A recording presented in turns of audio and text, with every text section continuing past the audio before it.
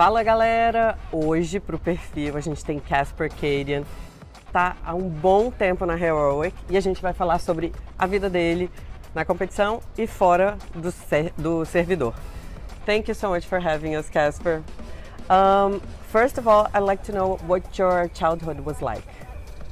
My childhood was just me and my mother, basically. I have two, a brother and a sister, and they're both way older than me, and my mom had them with a different father. So they're like 18, 20 years older than me. Mm-hmm. So basically, maybe it's 16 and 18, but basically when I was growing up, they were old enough that they moved away from home. So I've always just been me and my mom, because I don't actually have any relationship with my father. Mm-hmm. So it's just been me and my mother, and she's been working really hard to take care of me and to make sure that I could do everything I want, play football, handball, go to school. In what city? In a small city in Denmark called Haderslev. It's kind of small, not as small as maybe Jabby. You know, in Jabby city there lives 300 people or something.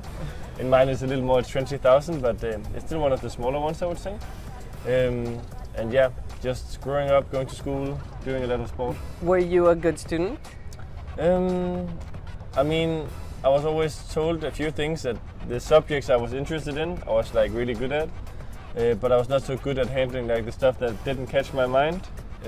Also, I was always one of the ones trying to make jokes and being fun, and the teachers always had to say, "Be quiet, Casper," and stuff like this. You know, I was very energetic.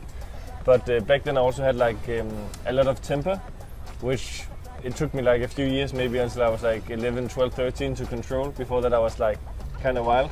But then I settled down a bit more, yeah. What did your mother work for? She's done a few different things. She's been painting houses, mm-hmm. But it tore a lot on her body. It was super tough for her. Then she was into healthcare with the, I don't know what the English word is, dementia, mm-hmm. With the elder people who loses a bit of their, what is it called? It's dementia. Yeah. They don't remember as well anymore. Mm-hmm. So she worked at the elder home there for many years, 20 or something. Mm-hmm. And then she's done some teaching as well in her later years. She retired last year actually. Basically she's also doing a lot of painting, on art, you know. Uh-huh. Yeah, so yeah. Was she always a supporter? Yeah. I mean, not maybe of the video game, because the thing is we didn't have a lot of money. So she put everything into me, going to football and handball and doing all these kind of things, having the same shoes as the other kids in school and stuff like this, who had a way bigger funding because they were two parents, or the one parent earned more money and stuff like this. So when I first was introduced to the PCs and stuff like this, I personally was against it and had a lot of taboos. I was thinking, they are some nerds, and why don't they just go out and play football and stuff like this? But I realized you can really be social and have fun together when playing. So yeah, she ended up giving me a PC, and I was super happy. How old were you? How old was I? I was probably going to 4th grade or something like that. So I've been maybe 11, mm-hmm. 11 years old or something like that. And when did you turn pro? So I played Counter-Strike Source. And it was a gift I got from my class. It's everyone puts in 10 euros, and then you all buy gifts for each other every time it's their turn. And I got Counter-Strike from my primary school class, actually, yes. So they kind of started this adventure, which is awesome. Really fun, yeah. And then the other kids, they started buying new games, you know, the new Call of Duty, Battlefield, and I just stayed to Counter-Strike. I liked it a lot. I played and I realized I had some potential, but then I went to boarding school.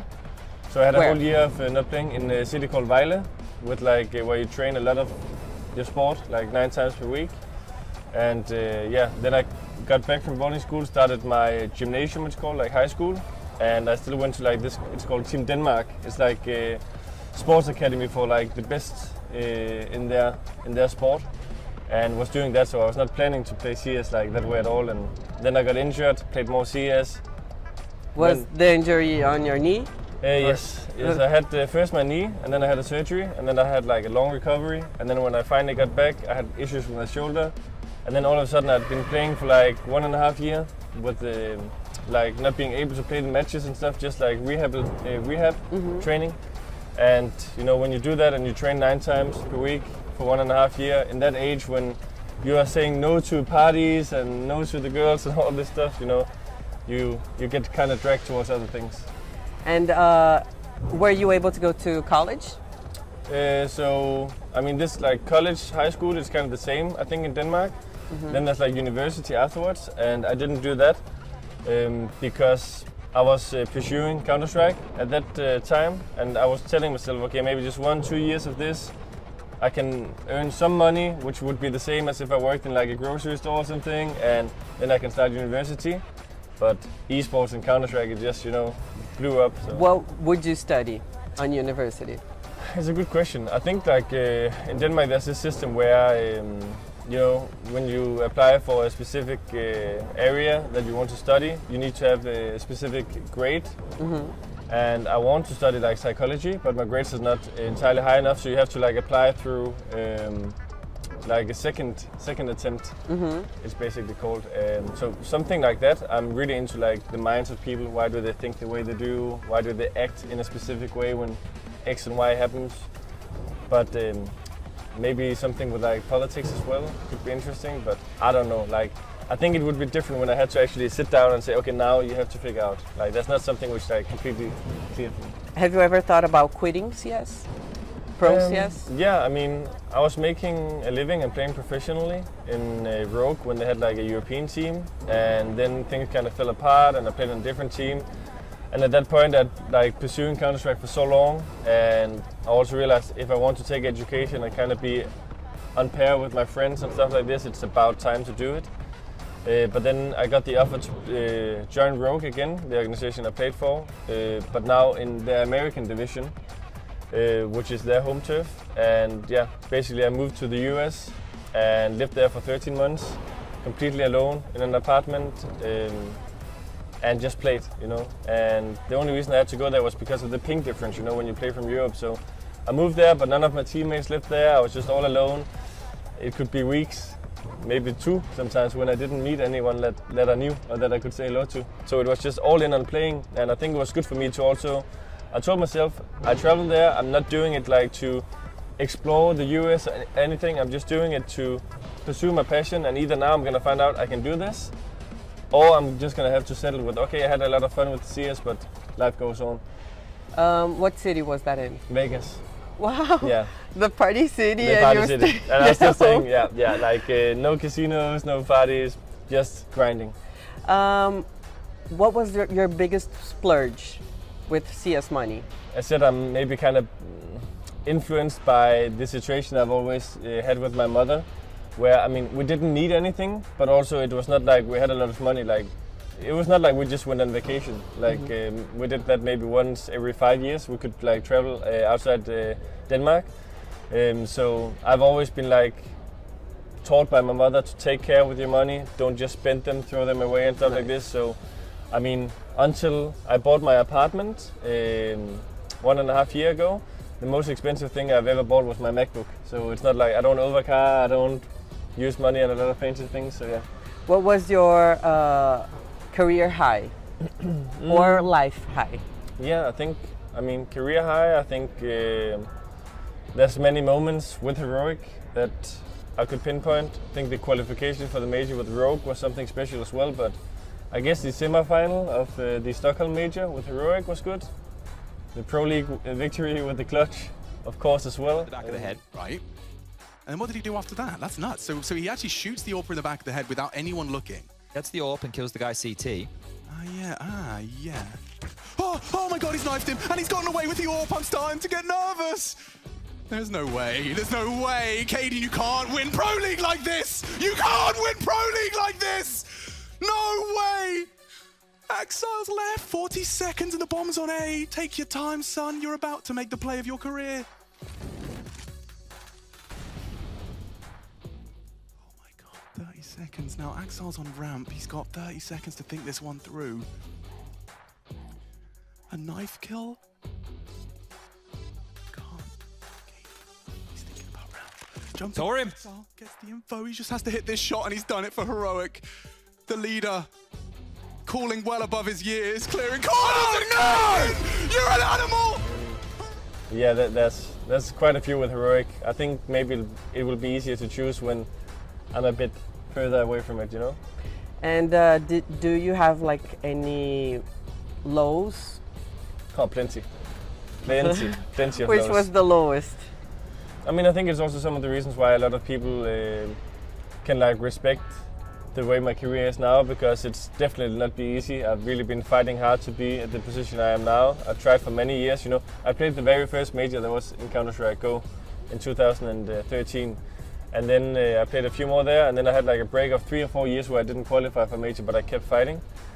I would say maybe the low was in North, because what happened was I was in the US with Rogue, and I told myself I'm gonna put everything into this. I'm gonna fight for a spot in one of the best Danish teams.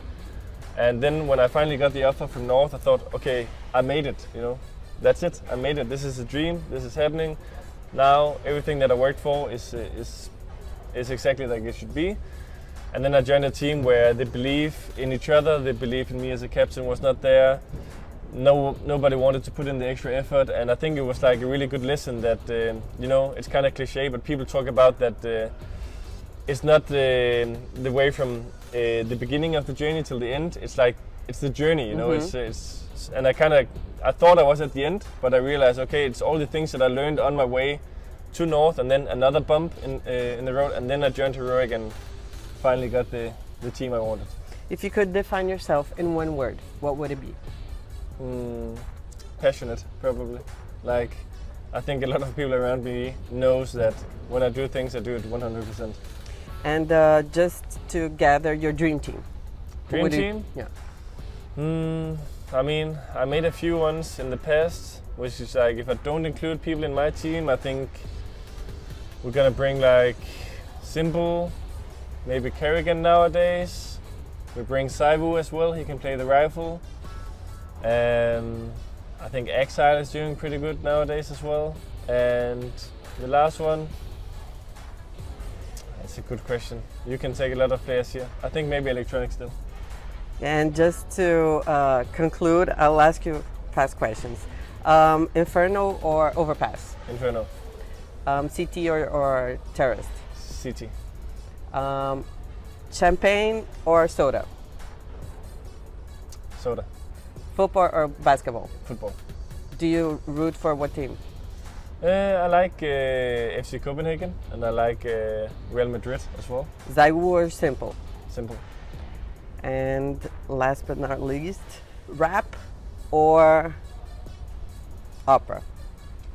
Rap, for sure, for sure. I mean, I think I have a wide music, but not opera. I'm not there yet. And can you leave a message for your Brazilian fans? Yes, I mean, thank you so much for the support in the arena. You showed the entire world what Brazil is capable of and the passion that you guys have. And yeah, me as a person as well, I'm really feeding off that energy. And we knew when coming here that Brazil was going to be wild and passionate. But even then, we were just like caught off guard by how crazy it was. So yeah, thank you so much for showing up in the arena. It means a lot. Sabia que dá para ver os jogos da Copa do Mundo do Catar ao vivo no ge.globo? Pois é, tá tudo lá. E tem também os gols, melhores momentos das partidas, vídeos especiais, tabelas e todas as notícias do Mundial da FIFA. Tá esperando o quê? Acessa lá, ge.globo.